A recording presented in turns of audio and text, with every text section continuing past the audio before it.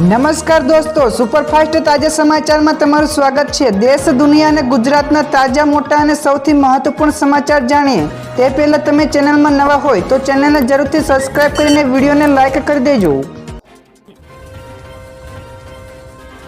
સૌથી પહેલા દોસ્તો આપણે વાત કરીએ તો આજે આંધી સાથે ભારે વરસાદની આગાહી। તો આજે કમોસમી વરસાદની શક્યતા દર્શાવી છે। ત્યારે હવામાન નિષ્ણાંત અંબાલાલ પટેલની આગાહી અનુસાર આજે 12 મે થી લઈને 15 મે સુધી પ્રી મોન્સૂન એક્ટિવિટીની શરૂઆત થશે।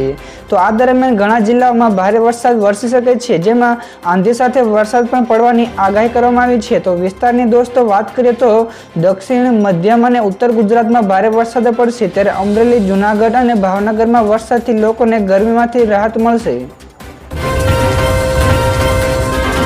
તો દોસ્તો બીજા સૌથી મોટા સમાચાર સામે આવ્યા છે। 10મા ધોરણનું રેકોર્ડ બ્રેક 82.56% પરિણામ આવ્યું। તો આ વર્ષે 10મા ધોરણનું રેકોર્ડ બ્રેક પરિણામ આવ્યું છે, જેણે છેલ્લા 5 વર્ષનો રેકોર્ડ તોડ્યો છે। તો આ વર્ષે 10મા ધોરણનું 82.56% રિઝલ્ટ આવ્યું છે, જે ગયા વર્ષની સરખામણીમાં 17.94% વધારે છે।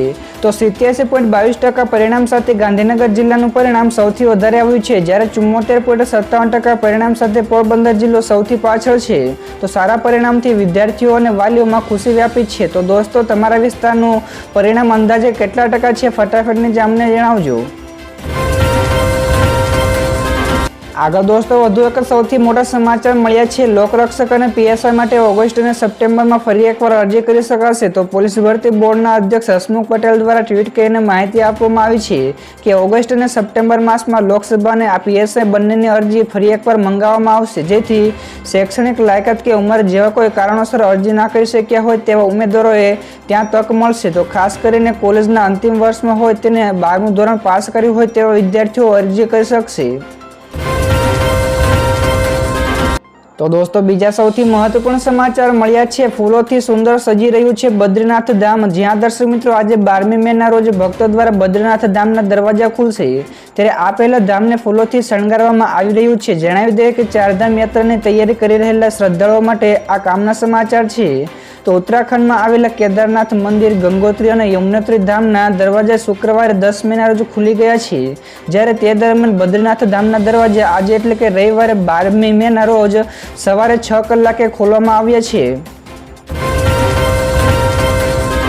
ત્યાર પછી ફટાફટ દોસ્તો આગળના બીજા સૌથી મોટા સમાચાર મળ્યા છે। પૂરના કારણે 300થી વધુ લોકોના મોતના અહેવાલ। તો અફઘાનિસ્તાનમાં ભયાનક પૂરના સમાચાર મળ્યા છે। તો રિપોર્ટ્સ અનુસાર પૂરના કારણે અત્યાર સુધીમાં 300થી વધારે લોકોના મોત થયાના અહેવાલ પણ મળ્યા છે। તો પૂરના કારણે લગભગ 2000 ઘરો, 3 મસ્જિદો અને 4 શાળાઓને પણ નુકસાન થયું છે। તો અધિકારીઓનું કહેવું છે કે ઉત્તરી અફઘાનિસ્તાનના કાબુલ સાથે જોડતો રસ્તો પણ બંધ કરી દેવામાં આવ્યો છે।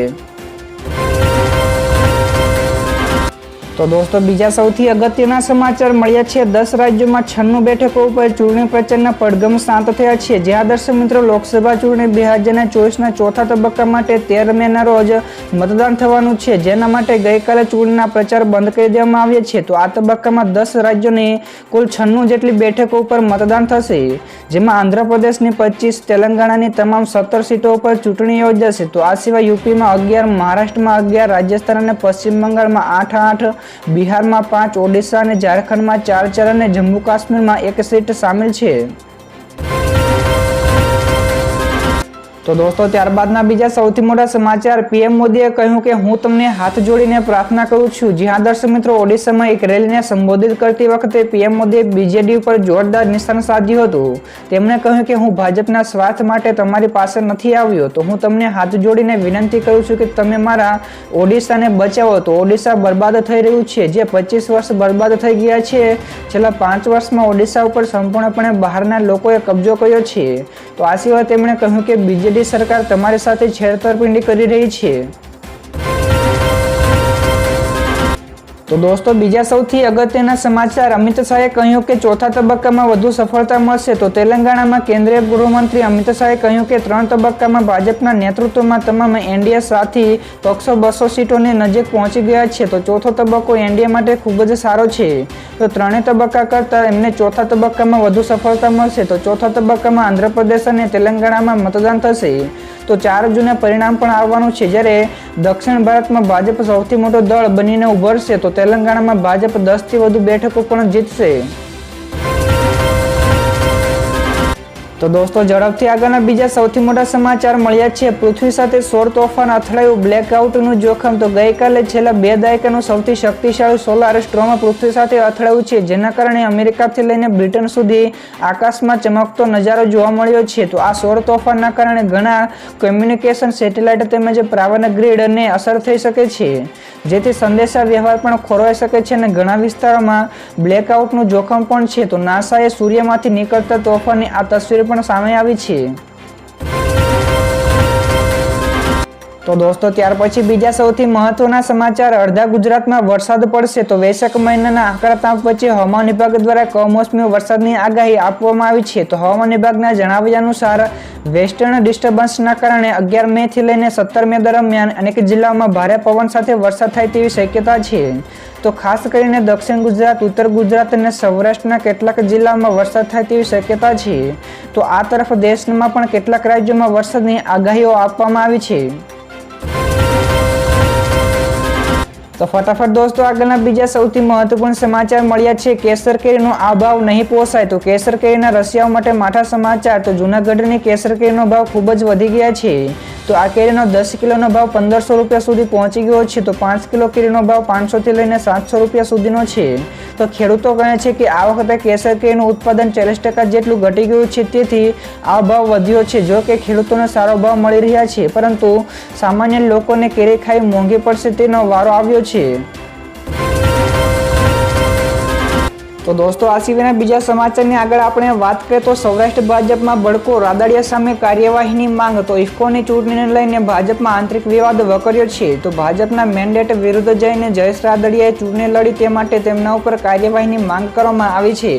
તો રાજકોટ ભાજપના નેતા બાબુ નસીત દ્વારા આ માંગ કરવામાં આવી છે. તો અને સાથે જ ચૂંટણીમાં ભ્રષ્ટાચાર થયાના પણ આરોપ પણ લગાવ્યો છે. તો સહકારી સંસ્થાઓમાં ચાલતા ભ્રષ્ટાચારની તપાસ અને મેન્ડેટ પ્રથા મુજબ ઇફકોમાં કાર્યવાહીની માંગ કરવામાં આવી છે. ત્યારબાદ દોસ્તો બીજા સૌથી મોટા સમાચાર સામે આવ્યા છે. આંગડિયા પેઢી ઉપર દરોડા દરમિયાન કરોડોની રોકડ જપ્ત. તો સીઆઈડી ક્રાઇમ રાજ્યભરની 12 જેટલી આંગડિયા પેઢીમાં દરોડા પાડવામાં આવ્યા છે, જેમાં ઇન્કમટેક્સ અને ઈડી પણ જોડાયા હતા. તો હવે વિગતો સામે આવી છે કે આ દરોડા દરમિયાન આંગણવાડી પેઢી પાસેથી 18 કરોડની રોકડ, 1 કિલો સોનું, 75 લાખનું વિદેશી ચલણ તેમજ 66 જેટલા મોબાઈલ મળી આવ્યા છે. તો તેની આની સાથે જ કેટલીક આંગડિયા પેઢીઓના દુબઈ સાથેના પણ રોકડો, કરોડો રૂપિયાના નાણાકીય વ્યવહારો પણ સામે આવ્યા છે. આગળ દોસ્તો બીજા સૌથી અગત્યના સમાચાર સામે આવ્યા છે. અરવિંદ કેજરીવાલે કહ્યું કે મોદી રિટાયર થશે અને અમિત શાહ વડાપ્રધાન બનશે. તો જમાનત ઉપર જેલમાંથી બહાર આવેલા અરવિંદ કેજરીવાલે પાર્ટી ઓફિસમાં પ્રેસ કોન્ફરન્સમાં કહ્યું કે જો આગામી સપ્ટેમ્બરમાં નરેન્દ્ર મોદી રિટાયર થશે ત્યારે ભાજપ જીતી તો પહેલા 2 મહિના યોગીજીને સાઈડ કરીને પછી અમિત શાહને વડાપ્રધાન બનાવવામાં આવશે. તો આવતા વર્ષે નરેન્દ્ર મોદી 75 વર્ષના થશે અને 75 વર્ષ રિટાયર થવાનો નિયમ પણ મોદીજીએ જ બનાવ્યો છે. તો આ સિવાય તેમણે કહ્યું કે મોદીજી અમિત શાહ માટે મત માંગી રહ્યા છે. તો દોસ્તો આ અંગે તમારું શું નિવેદન છે, ફટાફટ અમને જણાવજો. તો દોસ્તો આ સિવાયના બીજા સૌથી અગત્યના સમાચાર મળ્યા છે. પીઓકેમાં ભારતના રાષ્ટ્રધ્વજ સાથે લોકોનું પ્રદર્શન. તો કમરતોડ મોંઘવારી અને ફુગાવાના કારણે પીઓકેના લોકો રસ્તા પર ઉતરી આવ્યા છે. તેઓ વિવિધ સ્થળો પર તેઓ પાકિસ્તાની સરકાર સામે વિરોધ પ્રદર્શન કરી રહ્યા છે. તો અનેક જગ્યાએ પોલીસ સાથે પણ ઘર્ષણ પણ થઈ રહ્યું છે. તો આ પ્રદર્શન દરમિયાન પીઓકેના લોકોએ ભારતનો રાષ્ટ્રધ્વજ લહેરાવ્યો હતો, જેથી પાકિસ્તાનને મરચા લાગ્યા છે. તો પાકિસ્તાને કહ્યું કે ભારતની ગુપ્તચર એજન્સીઓ દ્વારા આ કામ કરવામાં આવી રહ્યું છે. ત્યાર પછી દોસ્તો બીજા સૌથી અગત્યના સમાચાર મળ્યા છે. નીટ પરીક્ષા કાંડને લઈને મોટું નિવેદન. તો પંચમહાલના ગોધરામાં જે નીટ પરીક્ષા કાંડ સામે આવ્યું છે તેની ચારોકોર ચર્ચાઓ થઈ રહી છે.